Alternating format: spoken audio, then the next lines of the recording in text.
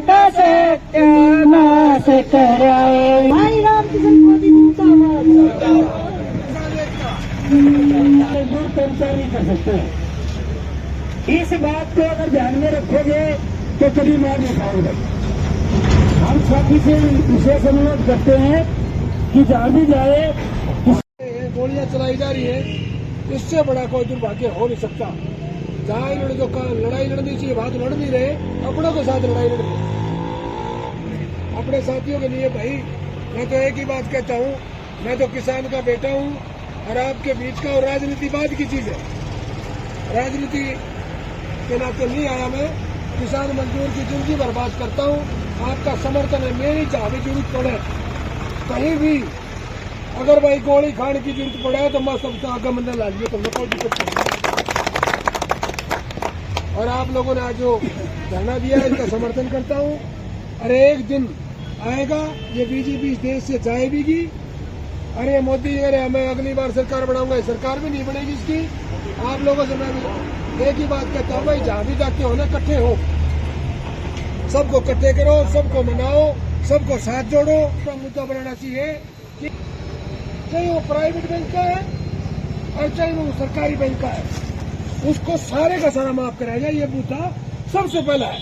बेटिया जमीन के मालिक तुम नहीं हो, इसके मालिक किसान नहीं है, इसके मालिक जो बड़े बड़े अंबानी, अंडानी, जिनके जो HDFC बैंक है, जो किसका है, जो सेक्टो का है, बड़ा प्राइवेट है। इस पर अपना किसान की सारे लोन ले रखे हैं। मैं सच्ची बताता हूँ आपको, किस्सा मेरा एक परिवार के भाई ने 5 किला पर 4 लाख रुपए लोन ले लिया आज से 3 साल पहला। उसके 14 लाख हो रहे यहीं पे, और 4 लाख की जो जमीन और फर्द एग्रीमेंट है वो बैंक के नाम है। उसका मालिक कौन है? बैंक है, तुम नहीं हो। सर आज जो है पूरे देश का किसान रोडों के ऊपर बैठा है, और जो मोदी सरकार, बीजेपी सरकार ने जो किसान के हित की बात करके, जवान के हित की बात करके, बेरोजगारों के हित की बात करके सरकार बनाई थी, उसके विपरीत जो काम है 9.5 साल के दौरान में किया है।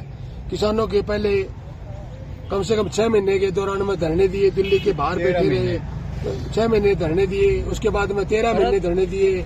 आज फिर किसान बैठे, 700 के लगभग हमारे किसान भाई शहीद हुए, और कई लोगों को आज भी पता नहीं है।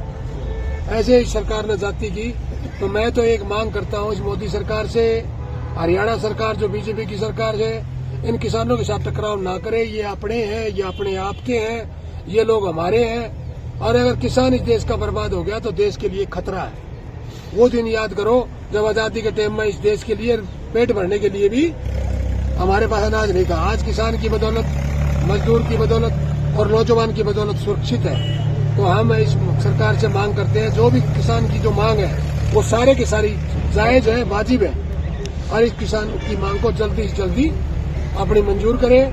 किसान का कर्जा माफ करें, किसानों के परिवारों के जो शहीद हुए उनके परिवारों को नौकरी दे, किसान का जो स्वामीनाथन की रिपोर्ट है उसको लागू करें, जो वादा किया था वादा खिलाफी ना करें।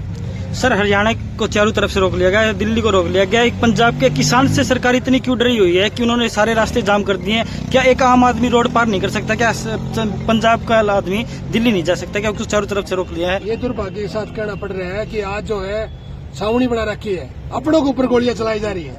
ये गोलियां दुश्मन के लिए होती है, ये अपने अपने दुश्मन मान लिए इन लोगों ने। तो इससे बड़ा दुर्भाग्य क्या, बम भगाए जा रहे हैं, आंसू गोल के गोले छोड़े जा रहे हैं। तो ये सरकार ये जाति ना कराए। सरकार के साथ किसकी ताकत है लड़ने के लिए? अपनों के साथ लड़ रहे हैं। ये सरकार को अब की आने वाले समय के अंदर जो लोकसभा का इलेक्शन होगा, लोकसभा में लोग हराएंगे और आने वाले विधानसभा में सरकार को बदलाव करेंगे ताकि किसान की बात मानी जाए। सर ऐसा आप किसान लोग हैं, ऐसी क्या मजबूरियां होगी कि चारों तरफ किसान धरने पर बैठे हुए हैं? भाई साहब हमारे बच्चे पालन खाते हैं, हमने सब मेहनत करनी पड़े, हमारा टाइम पर पानी नहीं मिलता, खाद महंगा, दवाई खराब, हमारा जमींदार का तो कर्जा ही पसंद नहीं है, हाल हो रहा है। सर बताएंगे कि किसानों ने जो धरना दिया इसका मुख्य लक्ष्य क्या है? इसका मुख्य लक्ष्य ये है, देखिए जो किसानों ने 13 महीने 18 दिन ऐतिहासिक लड़ाई लड़ी, उसमें जो हमारे मांग मुद्दे रह गए थे, उन तमाम मांग मुद्दों पर बीजेपी सरकार ने 9 दिसंबर 2021 को आश्वासन दिया, सरकारी मोहर लगाई कि तुम्हारे मांग मुद्दे मान लिए जाएंगे, लेकिन बीजेपी सरकार उसे मुकर गई है। उसमें हमारी पहली मांग है स्वामीनाथन रिपोर्ट लागू हो, संवैधानिक उसकी गारंटी हो। दूसरा हमारा ये है किसान और मजदूर एक मुफ्त कर्ज मुक्त किए जाएं। और तीसरा जो बिजली का बिल लेके आए हैं 2021 उसको रद्द किया जाए, किसान को ट्यूबवेल की बिजली 10% यूनिट सब्सिडी दी जाए। चौथी हमारी मांग है लखीमपुरी में जो घटना घटी है, जो हत्यारे थे उनको फांसी की सजा हो।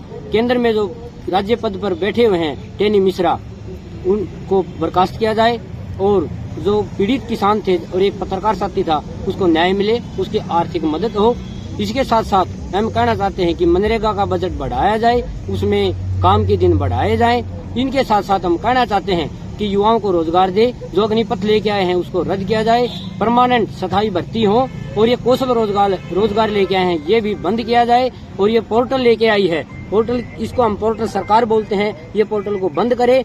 इसी के साथ साथ हम कहना चाहते हैं कि हमारी पूरे मेहनत कश वर्ग है जो इस लड़ाई में शामिल है। इसमें केंद्रीय ट्रेड यूनियन, कर्मचारी, रिटायर्ड कर्मचारी, मजदूर, किसान एक साथ मिलकर उठे हैं। उस लड़ाई को हम जीत लेंगे। हमारे साथी जो पंजाब के साथी हैं, कुछ साथी हरियाणा से भी गए हैं और पंजाब से भी हैं और वो दिल्ली जा रहे हैं। और रास्ता हरियाणा सरकार ने जाम किया है, रास्ता सबके लिए है, आवाम के लिए रास्ता है। उस पर जो हरियाणा सरकार नाकेबंदी करके बैठी है, उन पर प्लास्टिक की गोलियां, आंसू गैस, पानी की बौछारें मार रही है। हम कहना चाहते हैं ये सरकार इस प्रकार का व्यवहार ना करे। अगर किसानों को, आम जनता को ही, आवाम को ही ये मार देंगे तो ये राज किस पे करेंगे। हम कहना चाहते हैं कि जो हमको एमएसपी की गारंटी देगा हम उसको वोट देंगे, युवाओं को रोजगार देगा हम उसको वोट देंगे, स्थायी नौकरियों की व्यवस्था करेगा हम उसको वोट देंगे। मजदूरों के लिए श्रम कानून जो 4 लेबर कोड है उनको रद्द करके 44 श्रम कानून बहाल करेगा हम उसको वोट देंगे। इस प्रकार से हम कहना चाहते हैं कि अडानी और अंबानी की सरकार है, कारपोरेट जगत की सरकार है, न कि ये बीजेपी की सरकार है। ये उसके खिलौने हैं। अडानी और अंबानी के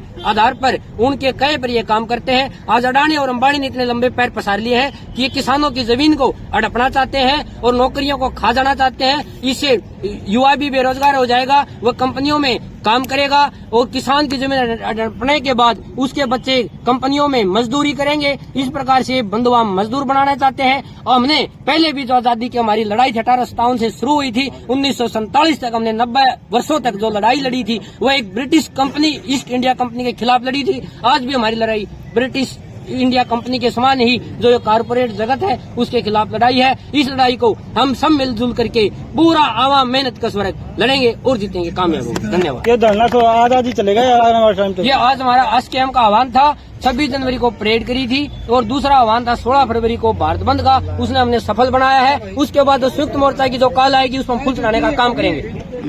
बताएंगे जो आज किसानों ने धरना दिया इसको क्या कहेंगे, किसके खिलाफ धरना? जनवादी महिला समिति में, अखिल भारतीय जनवादी महिला समिति भिवानी जिले से काम करते हैं और किसानों के साथ कंधा तक कंधा मिला के काम करेंगे। हमने किसानों के साथ धरना दिया है, मजदूर, किसान, कर्मचारी, व्यापारी सबके साथ धरना दिया है। ये सरकार निकम्मी है, ये किसानों के लिए नए नए कानून लेके आ रही है, न ही तो किसानों की एमएसपी लागू कर रहे हैं। 1 साल हो गया धरना, 13 महीने धरना देंगे और किसान उठ के आगे एमएसपी की गारंटी ली थी वो लागू नहीं करी। हम किसानों के साथ हाँ, कंधे से कंधा मिला के। जनवादी महिला समिति इसका समर्थन भी करती है। हाँ, जनवादी महिला समिति।